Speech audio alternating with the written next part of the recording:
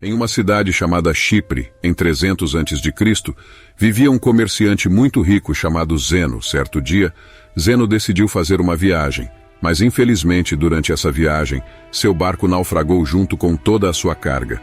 E por causa desse único evento, um evento que estava totalmente fora do controle de Zeno ou de qualquer pessoa, um homem extremamente rico foi subitamente lançado à pobreza. Agora coloque-se no lugar de Zeno. Como você reagiria ao ver o trabalho de toda uma vida ser desfeito pela força implacável da natureza? Como seria sua reação diante dessa situação? Sentiria desespero, raiva ou tristeza? Talvez se sentiria enganado pela vida? Essas reações seriam compreensíveis e até normais para a maioria de nós. No entanto, para Zeno, o pai do estoicismo, tais sentimentos não encontrariam espaço. Uma pequena mudança dura uma eternidade, e uma pequena reformulação da sua mentalidade pode resultar em mudanças maiores e mais impactantes no futuro. A filosofia do estoicismo é a própria definição de aceitação e autocontrole. Zeno leu as obras de Sócrates e outros grandes filósofos, e quando Zeno começou a educar seus próprios alunos, ele deu origem à filosofia conhecida como estoicismo, cujos ensinamentos de virtude, tolerância e autocontrole inspiram geração de pensadores e líderes.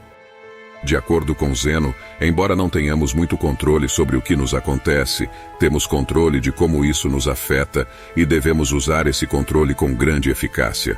Em vez de chorar pelo leite derramado, ou neste caso, produtos afogados, Zeno se concentrou em manter sua compostura sobre a situação, permanecendo calmo e neutro, apesar de sua situação difícil. Hoje, usamos a palavra estoico para nos referirmos a alguém que permanece calmo sob pressão e evita extremos emocionais, como crises de ansiedade e acesso de raiva. Mas a ideia original por trás do estoicismo era muito além disso. Em vez de apenas ser uma maneira de descrever pessoas que não reagem com suas emoções, o estoicismo é uma maneira de ver, descrever e entender o mundo. Era um modo de vida, e esse modo de vida durou séculos. A filosofia estoica pode ser aplicada a situações hoje, da mesma forma que era aplicado há milhares de anos, e seus benefícios são igualmente impactantes. O estoicismo nos permite processar essas emoções negativas de experiências negativas e transformá-las em pensamentos que nos dão uma perspectiva única do mundo. A perspectiva é fundamental, uma vez que cada indivíduo no mundo vivencia experiências únicas, resultando em diversas maneiras de enxergar e compreender as coisas. Como os estoicos se reuniam, discutiam e ensinavam filosofia em um local público, sua filosofia geral era amplamente conhecida. Eles acreditavam que os princípios estoicos poderiam beneficiar muito a todos e, portanto, não fazia sentido para eles esconderem esse conhecimento atrás das quatro paredes de uma escola ou dos pátios do palácio. Como resultado, todos puderam aprender a como se tornar um estoico, de escravos a imperadores, e assim eles o fizeram. Entre os estoicos mais notáveis do mundo estão Epicteto, cujo nome se traduz como adquirido, e que já foi escravo de Sêneca, que era um estadista de renome, e Marco Aurélio, um imperador romano e um dos homens mais poderosos que já viveu. Os primeiros estoicos praticavam o que pregavam, evitando todas as formas de segregação e liderando a luta contra a desigualdade. Eles até inventaram a palavra cosmopolita, que significa literalmente cidadão do mundo. Atualmente, quando ouvimos essa palavra, pensamos em cidades como Nova York, Toronto, Dubai e Londres devido à sua notável diversidade. Esse era exatamente o tipo de unidade e união que os estoicos pregavam. Musonius Rufus, professor de Epicteto, disse certa vez: "Não são apenas os homens que possuem ânsia e uma inclinação natural para a virtude, mas as mulheres também. As mulheres não se agradam menos do que os homens com atos nobres e justos, e rejeitar o oposto de tais ações. Já que é assim, por que é apropriado que os homens procurassem aprender como viver bem e praticar a filosofia, mas não as mulheres?" Mesmo em uma época em que não era tão popular, as mulheres podiam aprender livremente sobre o estoicismo e se tornarem estoicas. Então, por que tantas pessoas adotam o estoicismo como estilo de vida? Num mundo repleto de mudanças inesperadas e dias estressantes, nossas emoções frequentemente interferem em nossas ações e decisões. Na realidade, não ficamos tristes porque coisas ruins acontecem conosco, ficamos tristes porque coisas ruins inesperadas acontecem conosco. A chuva é uma coisa boa. Ajuda a regar as nossas plantas, fornece água para o gado e mantém a temperatura fresca e úmida. Mas a verdade é que quando aquela nuvem escura te pega do lado de fora sem guarda-chuva, nunca é uma boa coisa. Então, por que não começamos a chorar quando começa a chover? É porque, embora a situação esteja ruim, nós aprendemos a esperar por chuva. É algo inevitável, não podemos controlar o clima. Embora seja péssimo, a chuva passa e a luz volta. O estoicismo nos ensina que, da mesma forma, devemos esperar que tudo de ruim que possa acontecer, acontecerá. Imagine o pior resultado e fique contente sabendo que isso pode acontecer. Um dos exercícios estoicos conhecido como desconforto voluntário é um exercício que visa aumentar os sentimentos de gratidão. Por exemplo, durma no chão da sua cozinha, tome um banho frio quando você normalmente toma banho quente, não coma nada além de batatas por alguns dias, assim por diante. Este exercício ajuda você a entender que não importa o quão difícil seja, você ainda sobreviverá e provavelmente prosperará se sua mentalidade estiver correta. Por ser capaz de suportar essas situações incômodas, indiretamente preparamos nosso mental para futuros infortúnios.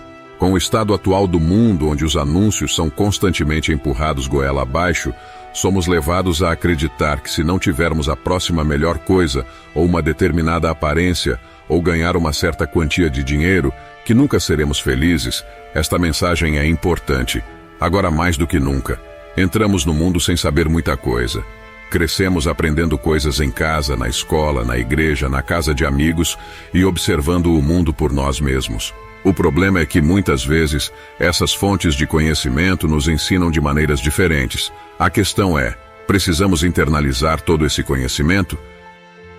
Se o fizermos, podemos inconscientemente estabelecer expectativas irrealistas para nossas vidas, o que pode nos levar à frustração e completa infelicidade. Isso não é jeito de viver. Em vez disso, devemos nos concentrar em melhorar a nós mesmos, por nós mesmos. Devemos fazer as coisas, por nós mesmos, e apenas por esse motivo. Anexar qualquer externo, esperança ou apegos secundários às ações que realizamos quase sempre levam à decepção. Na maioria das vezes, acabamos tentando preencher esse vazio com coisas externas, gastando todo o seu dinheiro em um carro chique, uma casa ou até mesmo começando uma família. Às vezes nós fazemos tudo isso por seu valor externo e não por seu valor interno. Mas o estoicismo ensina que, se você aborda a vida dessa maneira, coloca sua felicidade nas mãos de forças externas, forças que sempre podem falhar. Carros quase sempre quebram, desastres naturais varrem cidades inteiras e as taxas de divórcio aumentam cada vez mais a cada ano. Mas mesmo as coisas gratuitas da vida têm um custo. O custo do espaço, tanto físico quanto mental. Como Sêneca escreveu certa vez, aprender a viver com menos criará espaço em sua vida para as coisas que realmente importam para você. Em vez disso, devemos colocar nossa felicidade em nosso valor intrínseco como humanos e em nada que tenhamos ou possamos adquirir fisicamente. Devemos escolher fazer o nosso melhor para pensar com clareza, independentemente das situações que enfrentamos na vida. Porque, independentemente do que queremos, no final das contas, não temos controle sobre a maioria das coisas que nos acontecem. Mas temos todo o controle sobre como reagimos a essas coisas. Essa é a dicotomia do controle, o princípio mais importante da filosofia estoica. Nas palavras de Epicteto, a principal tarefa da vida é simplesmente esta: identificar e separar assuntos para que eu possa dizer claramente a mim mesmo quais são externos e não sob meu controle, e que tem a ver com as escolhas que eu realmente controlo. Os estoicos ensinam que devemos aprender a separar o que podemos controlar do que não podemos controlar. Precisamos determinar nosso valor não a partir de coisas que não podemos controlar, mas das coisas que podemos. Esforçar-se para alcançar seus objetivos é uma boa característica, mas ficar arrasado mentalmente quando essas coisas não acontecem do seu jeito é, do ponto de vista estoico, inútil. Confie no processo. Viver com menos significa libertar-se das algemas sociais nas quais você essencialmente se colocou. Pense em uma pessoa que trabalhou duro em seu trabalho nos últimos 6 meses. Ele agora sente que merece uma promoção e por isso vai até seu chefe com seu relatório de desempenho e resultados de performance. O chefe agradece, não dá a promoção e ele vai para casa pensando que deve ser um lixo no trabalho.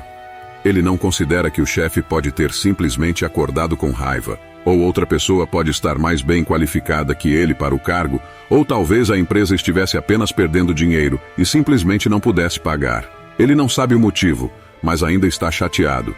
Se ele simplesmente colocasse seu valor na qualidade do relatório de desempenho que entregou e continuasse fazendo um excelente trabalho, entenderia que a promoção seria somente uma questão de tempo e se sentiria feliz com isso.